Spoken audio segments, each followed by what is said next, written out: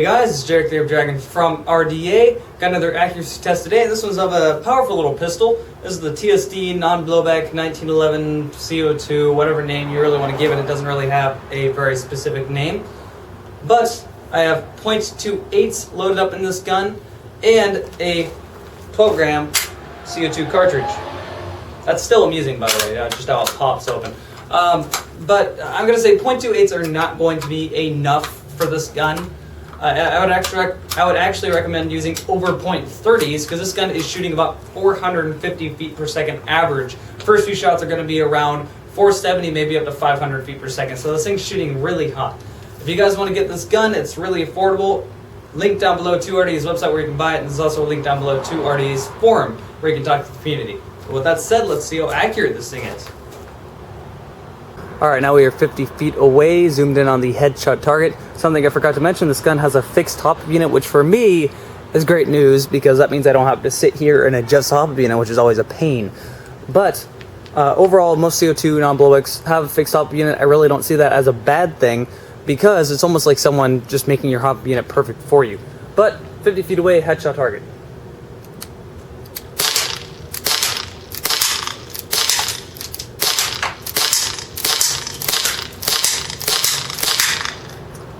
Okay, safe to assume 50 feet, you're not going to miss. Alright, now we are 100 feet away, man-sized target.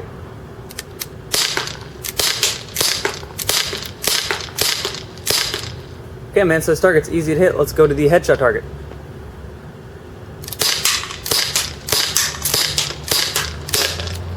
And we are out of BBs. Alright, reloaded, shoot again.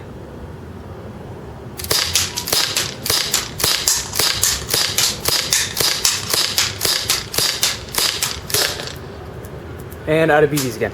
Okay, so it looks like at about 100 feet away, headshot target, you're starting to go a little bit spastic. It's hitting the target most of the time, about 70% of the time. Other than that, it'll kind of swear off to the side. That, again, has to do with the fact that I'm only using .28s when I should be using something a lot heavier. You're also noticing it going down a little bit. If it was heavier, it wouldn't be doing that. So, again, use a little bit higher gram BB in it. But so far, it seems pretty accurate. Alright, now we are 150 feet away. First, the man-sized target.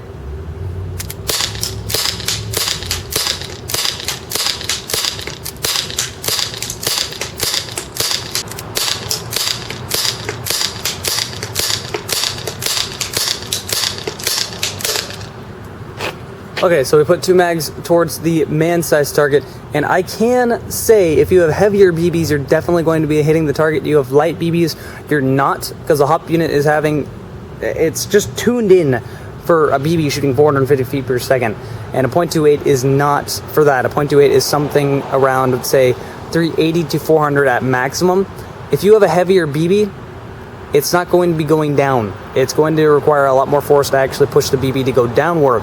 So use a heavier BB and you'll be able to hit the target more than I was able to hit the target. Alright, headshot target.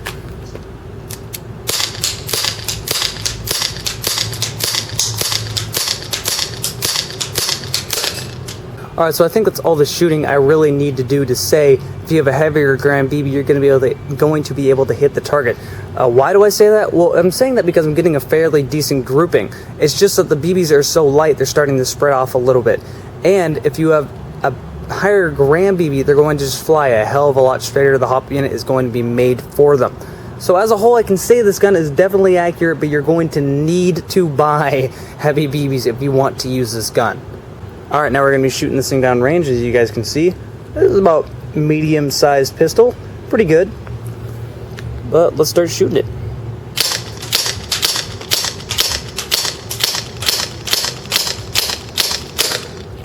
And we are out of BBs. I'm going to show you guys how to load this thing up.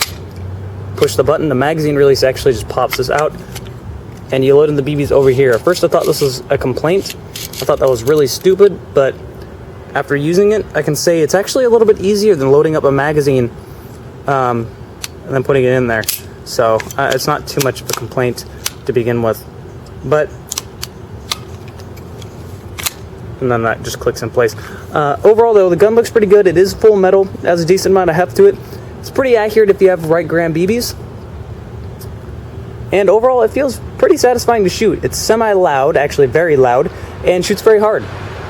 Alright, so in conclusion, this little tiny strong pistol, what can we say about it? Well, one, the first thing I need to say, I know I've already said it about 5 times, but get heavier gram BBs. If you get heavier gram BBs than .28s, I would recommend at least about .35s. This thing is strong to say the least. The hop unit is not going to be as affected more, and the hop unit is meant for something that's a lot heavier, so it'll be flying straighter, and it'll be flying a lot more pinpoint than it was here. As you can see, the BBs are kind of going off to the left and right. Every once in a while we'd have one go straight, but it's just not as much as if you had a heavier gram BB. But I definitely can say, with how much we hit these targets, even with .28s, if you get heavier gram BBs, you're going to be pretty pinpoint with it. For this little tiny non-blowback, it's overall very, very accurate. Now, if you're a buyer and you are on a budget, this is one to look into. It's very affordable. It's only $65, and it's full metal, which most other non-blowbacks don't even give you that. Well, any metal. Normally it's just full ABS plastic. So this one feels pretty good. It has a little bit of heft to it. It's very balanced. I was overall pretty impressed for a non-blowback CO2 pistol. The other thing is that if you live in a very cold area, CO2 doesn't have the cooldown factor. Right now it's about 65 degrees, and whereas propane, any gun that uses propane would be getting cold, this one's not even cold. In fact, I'm still using the same CO2 cartridge that I was using inside the Chrono. I've only used one for the whole entire tests, and it's not getting any weaker. So, if you guys want to buy this gun, there's a link down below to RDA's website. There's also a link down below to RDA's forum. That said, that has been RDA's accuracy test of the TSD non-blowback CO2 1911.